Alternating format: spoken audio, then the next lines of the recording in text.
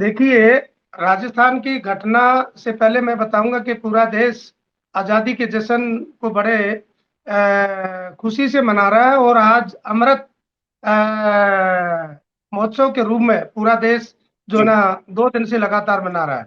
घर-घर तिरंगा जी, फहराया है। तिरंगे जी, जो तिरंगा झंडा हमारा एकता का प्रतीक है और आज वो जी, कोई जाति, धर्म और मज़हब और एरिया ना देखते हुए राष्ट्र को एक एक सूत्र में पिरोने का काम जो है ना कर रहा है। 75 साल आज़ादी को हो चुके हैं और 75 साल के बाद जो काम जिस मुकाम पर ये देश जाना चाहिए था, उस देश के जी, लोगों की मानसिकता आज भी मुझे लगता है कि वो 75 साल से पहले जो मानसिकता थी, उसी उसी आधार पर जो है ना लोग जी रहे हैं। आपने देखा होगा राजस्थान के अंदर एक बड़ी दयनीय घटना घटी है। एक स्कूल है, जी, प्राइवेट स्कूल का हेडमास्टर जो है ना मैं है उस बच्चे में एक बच्चा स्कूल में एडमिशन लेता है और छोटा बच्चा है जी, तीसरी क्लास का और जब उसको प्यास लगती है तो वो एक मटका देखता है।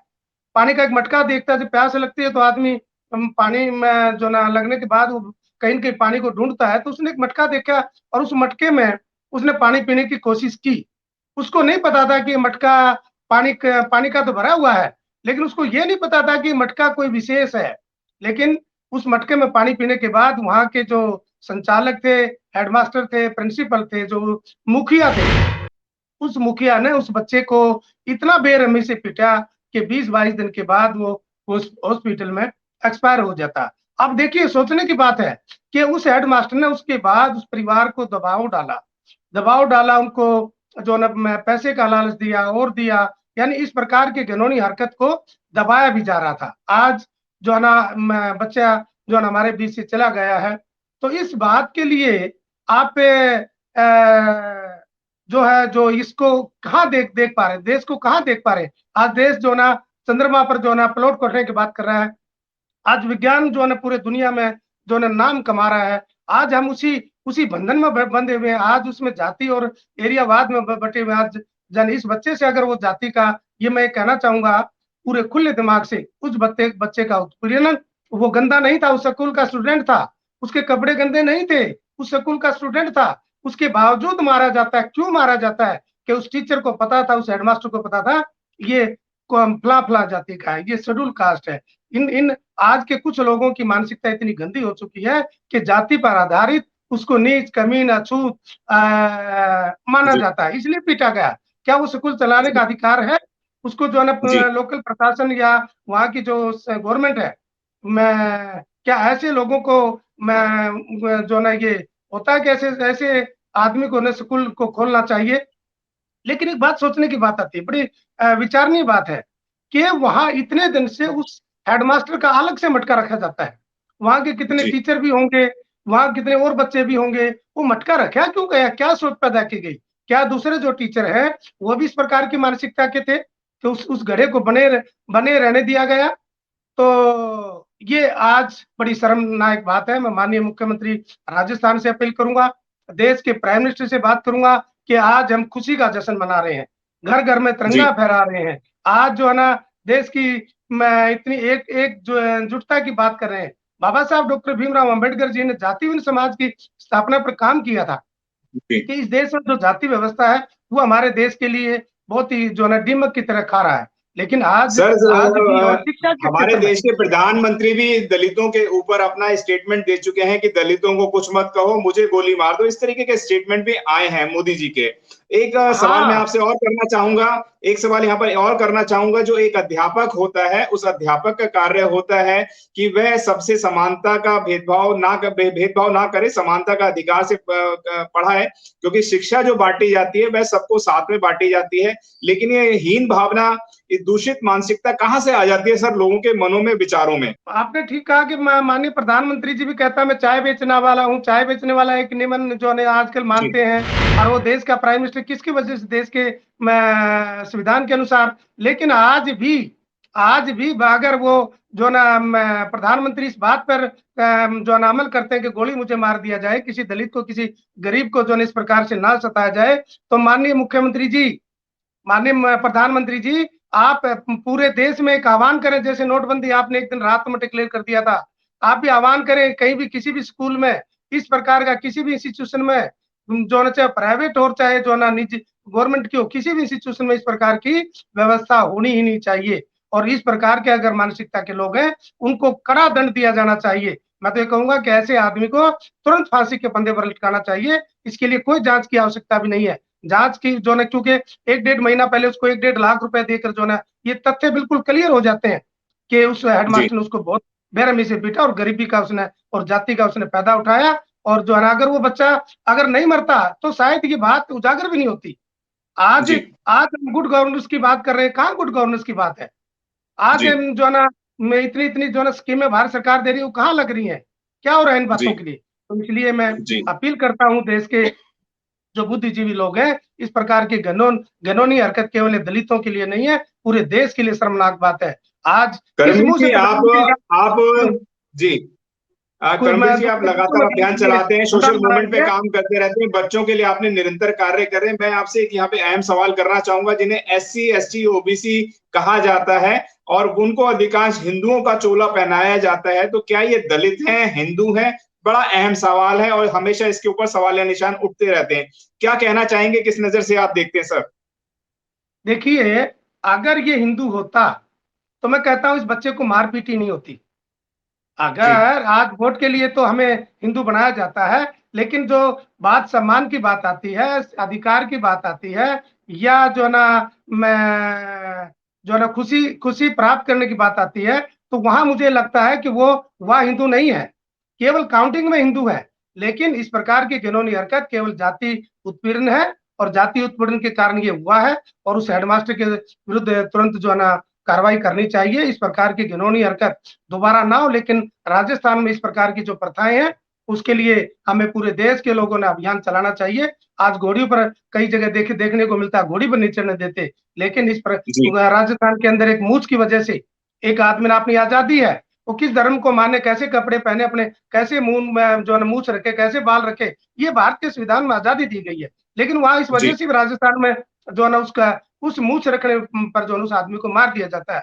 वहां जो है ना जी बच्चों का जो छोटी छोटी बच्चियों को बेचा जाता है राजस्थान के अंदर। तो इसलिए जी राजस्थान के अंदर माननीय प्रधानमंत्री जी विशेष ध्यान दिया जाए, इस प्रकार की घिनौनी हरकतों को रोका जाए, और उसके परिवार को सम्मानजनक जो है ना एक परिवार को नौकरी दी जाए। और जो है ना जो दोषी है, खासकर जो हेडमास्टर है, उसको जो है ना मैं कहता हूं कि जो निर्भया कांड में जो है फांसी की सजा हुई थी, इसी प्रकार जो है वही ऐसा घिनौना कांड ये मुझे दिखता है उसको जो है ना उस हेडमास्टर को, ताकि धर्मी जी, कोई भी पूरे ये कहानी कोई आज की कहानी नहीं है। बाबा साहब डॉक्टर BR अम्बेडकर को पानी पीने का अधिकार नहीं था और वह चिंतन में बड़े पानी पीने को लेकर ही उन्होंने एक अभियान शुरू कर दिया और उन्होंने कहा कि मैं संकल्प लेता हूं। बड़ौदा की धरती पे 23 सितंबर को उन्होंने धरती पे इस बात को लिया और उन्होंने प्रण किया कि मैं दलितों को जब तक इसका उद्धार नहीं दिलवा दूंगा, तब तक मैं बड़ौदा की धरती पे वापस नहीं आऊंगा।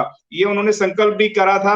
लेकिन उनका ये संकल्प आज कहाँ देखते हैं? जो आज सूटेड बूटेड लोग हैं, टाई वगैरह पहनकर घूमते हैं, बैरिस्टर हैं, डॉक्टर हैं, लॉयर हैं, तो बाबा साहब के सपने को आप कहाँ देखते हैं? कहाँ पूरा हो पा रहा है, नहीं हो पा रहा? और क्या कारण है आज 85% होने के बावजूद भी इस तरीके की घटना लगातार होती रहती है?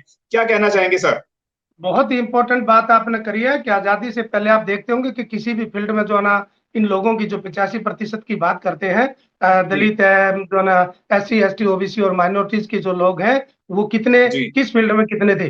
बाबा साहब के संघर्ष के कारण, ज्योतिबा के संघर्ष के कारण इस देश में हमारी रिप्रेजेंटेशन हुई। आज बाबा साहब ने कहा था कि जिस समाज में 10 डॉक्टर, 10 इंजीनियर, 10 ब्यूरोक्रेट्स जिस दिन बन जाएंगे, उस देश के ऊपर जो उन लोगों के ऊपर अत्याचार नहीं होगा। लेकिन शर्म की जी बात है हमारे लोगों को जो ना बाबा साहब के अधिकार होने के बाद, जो ना खाने के बाद, बड़े बड़े कोठी और बंगले बनाने के बाद, आज इस प्रकार की घिनौनी हरकत हो रही है। तो डूब के मर जाना चाहिए ऐसे लोगों को कि भी जो है ना हमें चुप होकर बैठे हैं, ताकि हमें जो है ना इतने हमें मानव कम जो है ना कम जो है ना वादी लोग हैं, लेकिन हम इस प्रकार की जो ना हमें जो ना अत्याचार बर्दाश्त नहीं करना चाहिए।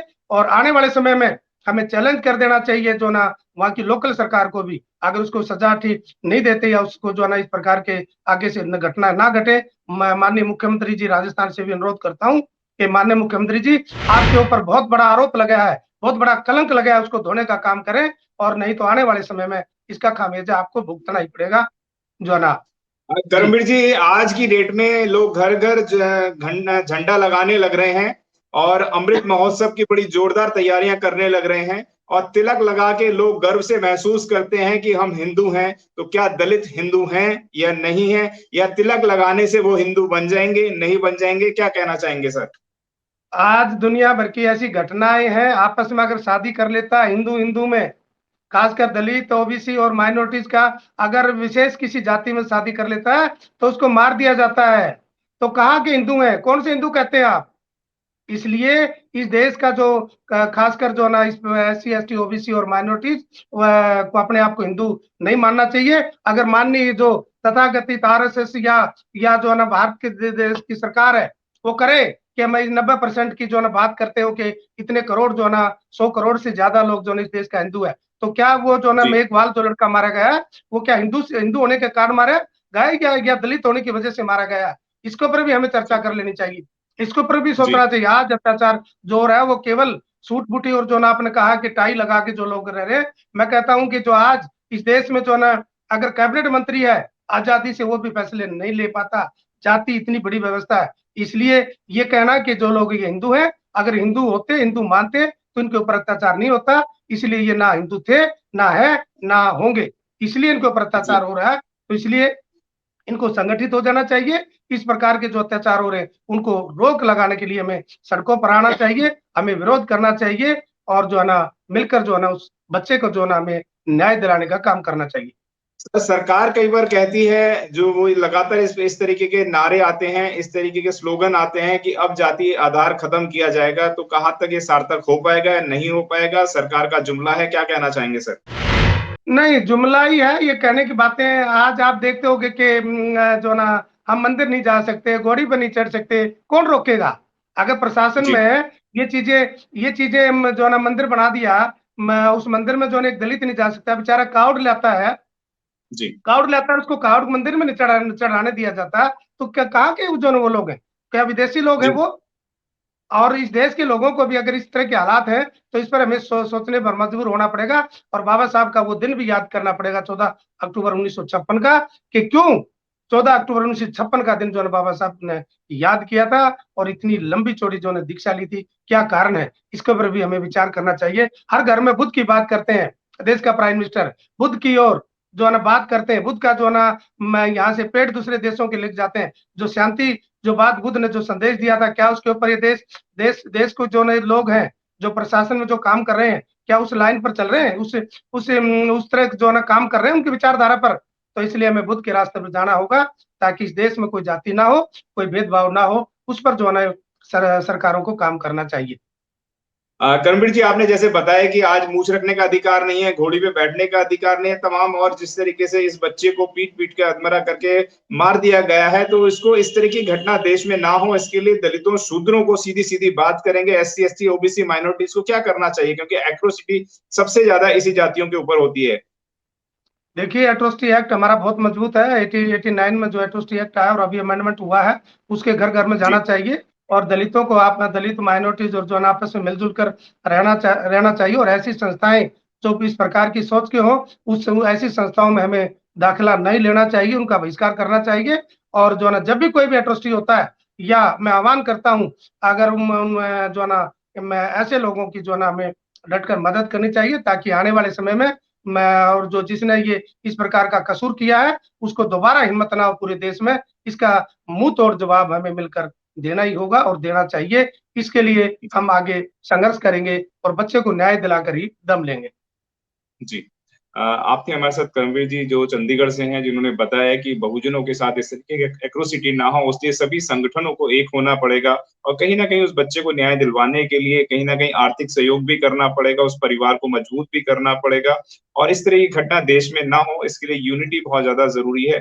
आपको सबको यूनिटी में आना पड़ेगा। मैं धन्यवाद करूँगा जो आपने इस चर्चा में हमारे साथ भाग लिया। बहुत-बहुत धन्यवाद सर आपका। अगर आपने अभी तक हमारा चैनल सब्सक्राइब नहीं किया है तो सब्सक्राइब करें और घंटी का बटन बिल्कुल भी दबाना ना भूलें ताकि सभी लेटेस्ट खबरें पहुंच सकें आप पे सबसे पहले।